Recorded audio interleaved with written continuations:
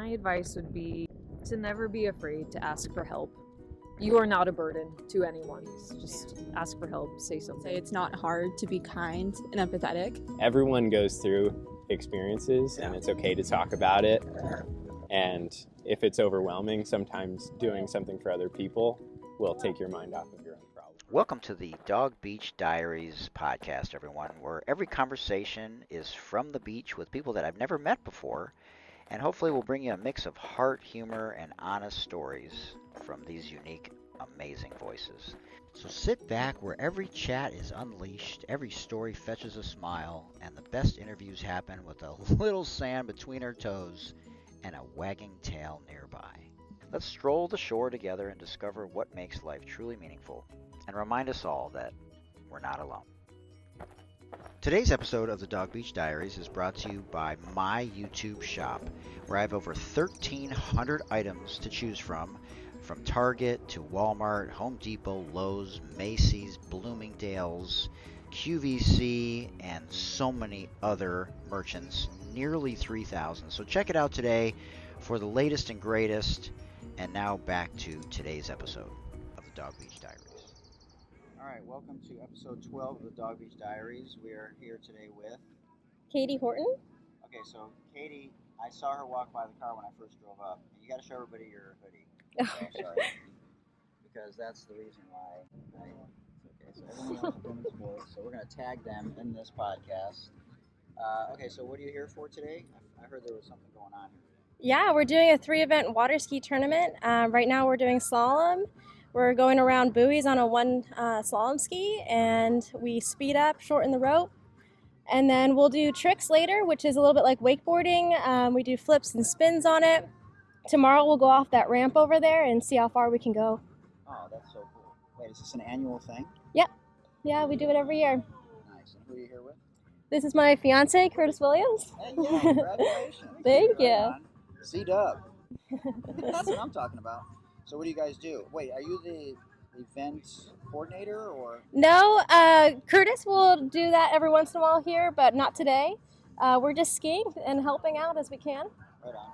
So, so you're a skier too? Yeah. Oh, sweet. So how do you earn points? Or is it like you have to be like in a certain position when you're? Yeah, so there's no style points. With slalom, our top speed is 34 miles an hour for women and 36 for men. You go out there at, there's about like a 75-foot rope. We take about 15 feet off usually to start. And then once you're at top speed, you can keep shortening the rope. So the really good ones get so short that it's hard to even get to the buoy. The rope doesn't get to the buoy. Interesting. So speed and line length is how you win it. And then trick and jump are a little different. Yeah. So how'd you get started doing it? I've actually been doing it my whole life. Wow. All my family does it. That's so crazy. Yeah. So you have siblings that like got you into it? Yes. Yeah. Oh, wow, that's cool. Okay, so you got this hoodie for what reason? Tell everybody why you initially got it.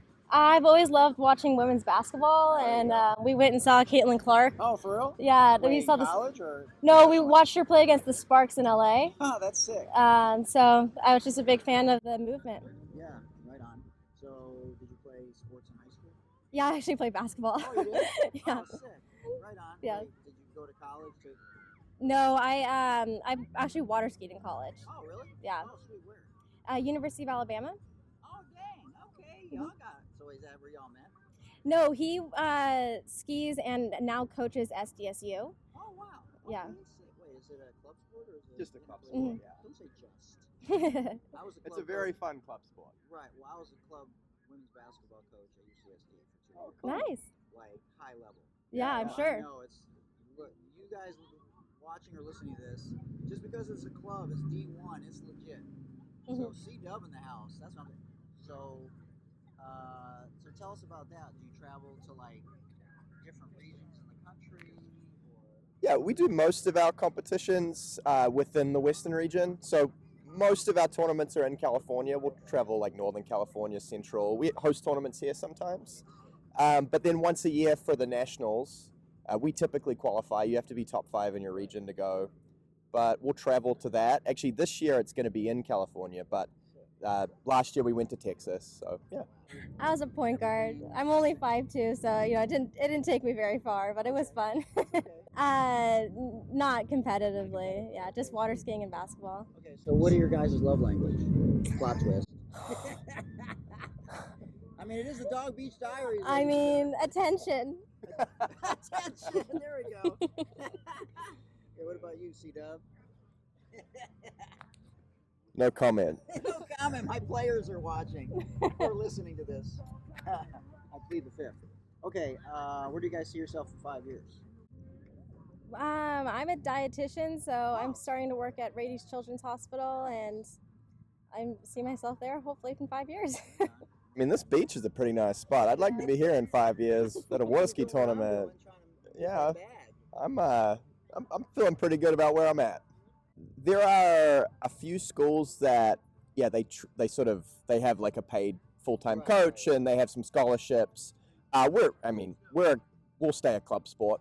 It's a great program. Like, it's a really good social thing, and kids have a lot of development, both in terms of athletic, but also like leadership skills and things like that. So we'll keep doing that. We made D1 nationals last year. It had been, I think, 5 or 6 years since we'd done that. So water skiing is not an Olympic sport, no. But so I've done it my whole life also, yeah. But most people at our club at San Diego State learn in college. They've never done it before. Yeah. Nice. Okay, so I got to ask you about Alabama. Mhm. So did you go to football games? Oh yeah. Man, tell us about Alabama football. Hello. It was so much fun. I actually got to work under the dietitians at Alabama. So Seriously? I worked with the football team. That's so cool. And it was so much fun.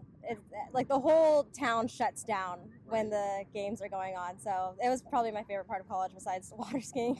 Right. Basketball actually started to Yeah. pick up. Yeah, I watched that a lot too. That was fun. Yeah, and even women's basketball is like Mhm. they have 1 or 2 players in the WNBA right now. Do they? That's Yeah. awesome. So that's amazing. Okay, and then so what's your best advice for people out there in terms of health? Since 60% of Americans are overweight or obese, Yeah. and it's not emphasized in the curriculum with kids, Mhm. and a lot of kids don't even eat before they go to school or have lunch. They have one meal a day. So what's your best advice for parents or people struggling with their diets? Type 2 diabetes is through the roof. So what do you focus on, and what's your best advice for people? Yeah, I mean, I think we want to overcomplicate things usually. Just approaching your plate with trying to make half of it vegetables, Right. half of it whole grains, and half of it lean protein. You don't need a fancy diet. If you could do just that 3 times a day, you'd be on track. What about food diaries? Do you ever have people do food diaries? Yeah. Connect the dots? Yeah, I think it depends on the person. I usually don't recommend more than like a 3-day or a week-long one, just because we kind of become obsessive if we're doing more than that. But a 3-day to a week can kind of show us what our diet is looking like, how many calories we're really eating. Sometimes we think we're eating more, sometimes we're thinking we're eating less. So I think that's good, but I wouldn't recommend it long term. And then last 2 questions. What's your best advice for people who might be struggling out there, just generally speaking, from a mental health perspective or just life? Like, have you been through anything, you guys, that have helped you be a better version of yourself today, or helped you with your relationship because you've already, quote unquote, been through something? Something like that. Yeah, I mean, just on health-wise, since that's usually what I'm focused on as a dietitian, is just finding something you enjoy that's active can make a huge difference, especially if you can do it outside. Depending on where you live, San Diego makes it easy, but getting outside, finding a sport or an activity you enjoy can make a huge difference, because you can find community that way, but also movement can do huge things for your brain as well. And if you love it, you'll do it. What about you, C-Dub? Any words of wisdom for? Yeah, I mean, You deal with kids. Are you talking about leadership? Yeah, I'd echo with that. I think you've got to find some sort of community, some people to be around, right?